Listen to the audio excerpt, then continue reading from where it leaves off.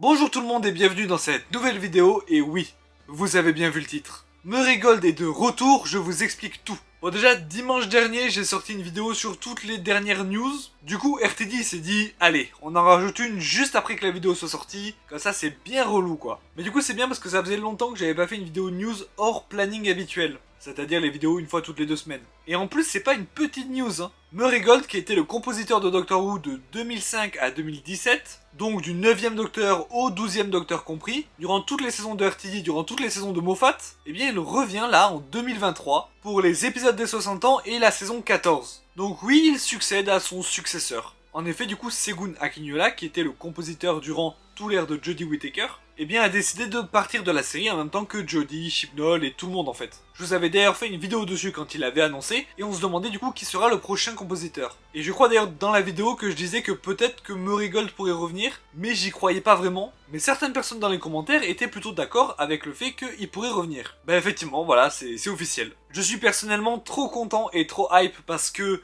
Murray Gold, quoi, il a fait parmi les plus grandes musiques de Doctor Who. Alors j'aimais aussi beaucoup ce que faisait Segun Akinola, mais je trouve qu'elles étaient moins impactantes. C'était plus des musiques d'ambiance qui mettaient vraiment bien dans la scène, mais à part son thème du 13e Docteur, vraiment son thème de son Docteur, qui pour le coup est vraiment une masterclass absolue, les autres passaient assez inaperçus. Alors que du côté de Murray Gold, on a aussi les thèmes de tous les Docteurs qu'il a fait, qui sont aussi des bangers, mais il y a d'autres musiques qui nous ont marqué. En fait, pour utiliser une comparaison qui fait du sens, c'est un peu comme la musique de Breath of the Wild avec la musique des anciens Zelda, genre Ocarina of Time. Dans Ocarina of Time, les musiques sont marquantes, c'est des thèmes très précis pour des moments très précis et grandioses, alors que dans Breath of the Wild, c'est plus des musiques d'ambiance, voilà, parce qu'on se balade dans la plaine d'Hyrule, il y a une petite musique d'ambiance. On arrive dans la forêt, il y a une autre musique. Les deux approches de la musique sont très différentes, mais dans les deux cas, c'est masterclass. Je trouve que c'est pareil pour Doctor Who. Segun Akinola et Murray Gold n'ont pas fait le même style de musique dans l'approche, mais tous deux étaient très très bons. Ce que je trouve un peu bizarre par contre, c'est